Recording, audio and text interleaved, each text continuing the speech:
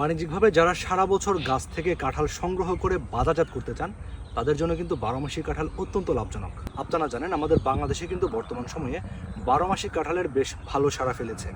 আমার পাশে যে গাছটি আপনারা দেখতে পাচ্ছেন এটি হচ্ছে বাড়ি কাঁঠাল 6, অর্থাৎ বাংলাদেশ কৃষি গবেষণা ইনস্টিটিউট হতে উদ্ভাবিত একটি জাত।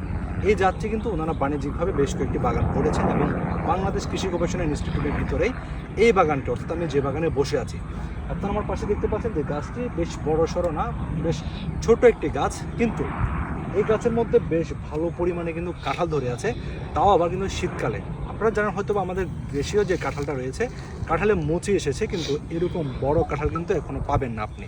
তবে এই গাছটির মধ্যে কিন্তু এই গাছটি না, এই গাছগুলোর মধ্যে কিন্তু বড় সাইজের কাঁঠালও রয়েছে।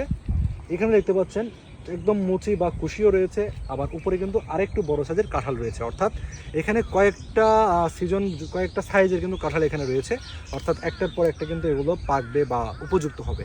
তো দেখতে পাচ্ছেন এখানে কিন্তু এখান থেকে কিন্তু কাঁঠাল সংগ্রহ করা হয়েছে, যে কাঁঠালটা দেখতে পাচ্ছেন কাঁঠাল এখান থেকে সংগ্রহ করা হয়েছিল। তো আপনারা যদি এই 12 মাসিক কাঁঠাল সম্পর্কে জানতে চান বা এর চারা সংগ্রহ করতে চান, চারা সংগ্রহের জন্য আসতে হবে বাংলাদেশ কৃষি গবেষণা ইনস্টিটিউটে। আর যদি আপনারা এই কাঁঠাল চাষ সম্পর্কে জানতে চান, আমরা খুব শীঘ্রই একটি বিস্তারিত প্রতিবেদন কৃষি প্রতিবেদন চ্যানেলে প্রকাশ করতে যাচ্ছি। আপনারা যারা আমাদের চ্যানেলটিতে নতুন, চ্যানেলটি সাবস্ক্রাইব করে বেল বাটনটি বাজিয়ে রাখুন।